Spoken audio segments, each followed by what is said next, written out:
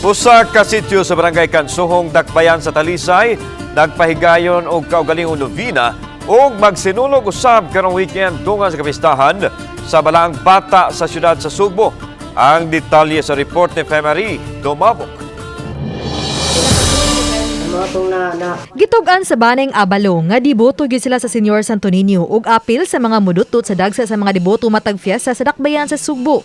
Nuno sa nasinating pandemya, nipalit sila imahen sa Balaang Bata ug sukad detong 2021 hangtod karon dinhi na sa ilang balay magnobinaryo uban ang mga silingan ug magpahigayon usab og gamayng pagsaulog. Ang mga anak sa ilang mga silingan manag-practice gyud sa ilang pagsinulog. Ramo na nang gisabutan nga inig Sabado pohon, mga bata magsisayaw, ika-Domingo magsisayaw ra mamidya ma'am. O magpista-pista. Pista mi nga magnaay mga tagog premyo ana ba mga bata.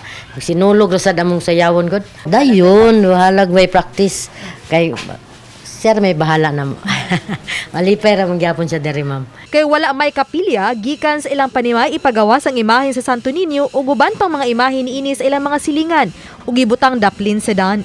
Sa niaging tuig, ilang gisaulog ang milagro gikan sa Balaang Bata. Kinihuman, wa kaayoy kadaot ang ilang mga balay bisan pa sa kabagsik sa Bagyong Udet, nasayran nga ang balay sa pamilyang Abalo ug sa mga silingang deboto, anaa nahimutang sa daplin sa baybayon.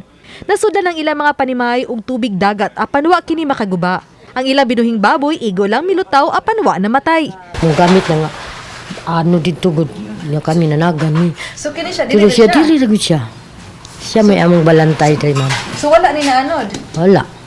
Nasudra ang Nangasud na sila puro niya nasud na sila nabasa ra sila. Ang baboy lagi ma'am luto kay sa diha ra. Gisud na mo sa CR nya anda ko na kayong tubig. Lakip sa mipasalamat nga dunay nangulo sa kasaulugan sa Fiesta Senyor Santo Niño sa ilang lugar mao ang senior citizen kun 73 anyos nga maglisod na pag-adto sa basilika tungod sa kasakit sa iyang tiil. Ari na lang ko diri mo kuan. Di na kumdot-dot dito kay di na kay ko kalakaw. Sobrang usa ka sa nalipay o pasalamat niya Oh, sobra yung kalipay nako. Sukad yatong Enero 6 matagabi ang ilang novena sa Santo Niño ug tapuson karong Enero 15. Alang nila, simple man ang pagsaulog. Ang importante, nakapadangat sila og pasalamat ngadto sa kaytas-an. Pinaagi kang Senyor Santo Niño sa mga grasyang nadawat. Uban ni Godfrey Rilien, ako si Femari Dumabok. Balitang Bisdak.